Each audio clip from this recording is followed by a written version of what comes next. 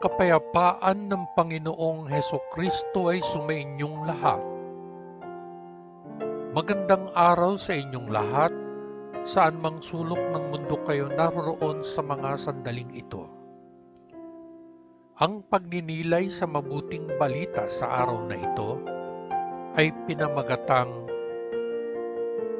ang taong handang mamatay ay handang mabuhay. Ang unang pagbasa. Pagbasa sa banal na kasulatan mula sa aklat ng Ecclesiastes, 2 kabanata mula 12 talata hanggang 17 talata. Kung tutuusin, magagawa lang ng isang hari ang nagawa ng mga naunang hari. Kaya nagsimula akong mag-isip tungkol sa kung ano ang ibig sabihin ng pagiging matalino o walang ingat o hangal. O alam ko, ang karunungan ay mas mabuti kaysa sa kamangmangan, kung paanong ang liwanag ay mas mabuti kaysa sa kadiliman. Nakikita ng matalinong tao kung saan sila patungo, at hindi nakikita ng mga hangal. Pero alam ko rin na pare-parehong kapalaran ang naghihintay sa ating lahat. Naisip ko sa sarili ko, kung ano ang mangyayari sa mga tanga, mangyayari din sa akin. Kaya ano ang napala ko sa pagiging matalino? Wala, sagot ko. Walang bagay. Walang nakakaalaala sa mga pantas at walang nakakaalaala sa mga hangal. Sa mga araw na darating, lahat tayo ay makakalimutan. Tayong lahat ay dapat mamatay, matalino at mangmang. Kaya't ang buhay ay naging walang kabuluhan sa akin dahil ang lahat ng bagay dito ay walang dinala sa akin kundi problema. Ang lahat ng ito ay naging walang silbi. Ako ay humahabol sa hangin. Ang ikalawang pagbasa.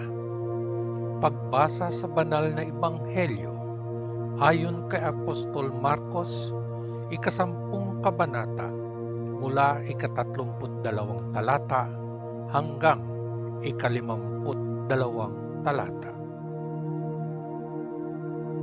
Nagsalita si Jesus sa ikatlong pagkakataon tungkol sa kanyang kamatayan.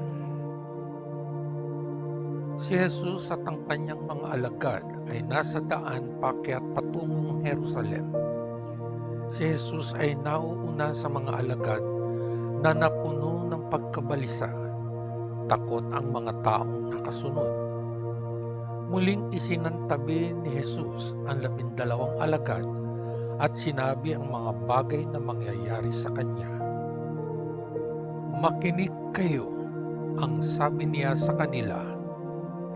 Aakyat tayo sa Jerusalem, kung saan ibibigay ang anak ng tao sa mga punong pari at mga guro ng batas. Hahatulan nila siya ng kamatayan, at pagkatapos ay ibibigay siya sa mga hintil, natutuya sa kanya, tuturuan siya, hahampasin siya, at papatayin siya. Ngunit pagkaraan ng 3 araw, siya ay muling mabubuhay. Kahilingan ni Santiago at Juan. Pagkatapos si Santiago at si Juan na mga anak ni Zebedeo ay lumapit kay Jesus. Guro, sabi nila, may gusto kaming gawin mo para sa amin. Ano ito? Tanong ni Jesus sa kanila.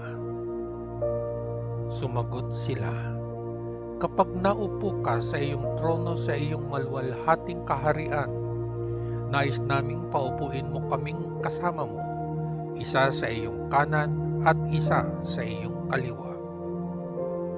Sinabi ni Jesus sa kanila, "Hindi ninyo alam kung ano ang inyong hinihiling. Kaya ninyo bang inumin ang saro ng pagdurusang dapat kong inumin? Kaya ninyo bang mabinyagan sa paraang dapat akong mabinyagan?" "Kaya namin," sagot nila. Sinabi ni Jesus sa kanila, "Iinumin talaga ninyo ang kopang dapat kong inumin at magpabautismo sa paraang dapat akong bautismuhan. Pero wala akong karapatang pumili kung sino ang uupo sa kanan at kaliwa ko.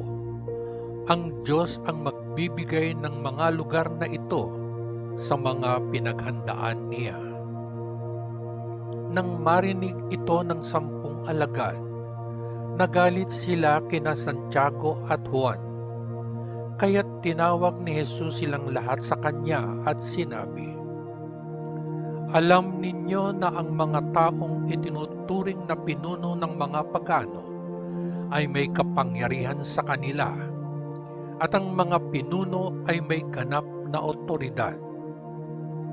Gayunpaman, hindi ito ang paraan sa inyo. Kung ang isa sa inyo ay nagnanais na maging dakila, dapat siyang maging lingkod ng iba. At kung ang isa sa inyo ay gustong manguna, dapat siyang maging alipin ng lahat. Sapagkat maging ang anak ng tao ay hindi naparito upang paglingkuran. Naparito siya upang maglingkod at ibigay ang kanyang buhay upang tubusin ang maraming tao." Pinagaling ni Jesus ang bulag na si Bartimeo. Dumating sila sa Jericho, at habang papaalis si Jesus kasama ng kanyang mga alagad at ang isang malaking pultong, isang bulag na pulubi na nagngangalang Bartimeo, na anak ni Timeo, ay nakaupo sa tabi ng daan.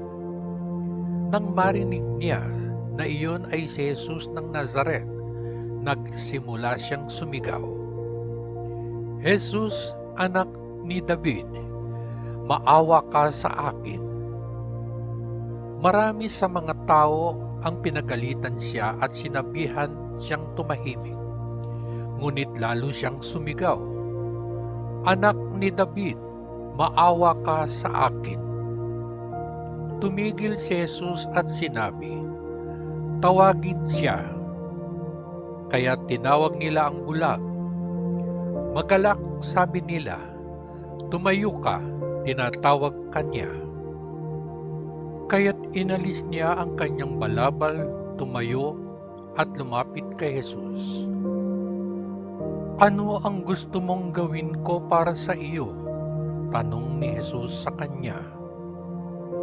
"Guro," sagot ng bulag, "gusto kong makakita muli." "Humayo ka," sabi sa kanya ni Jesus. "Pinagaling ka ng iyong pananampalataya." Kaagad ay nakakita siya at sinundan si Jesus sa daan. Ang mabuting balita ng ating Panginoon. Salamat sa Diyos Ama sa langit. Sa ngalan ng Panginoong Hesukristo na ating manunubos. Amen. Amen. Amen. Peace.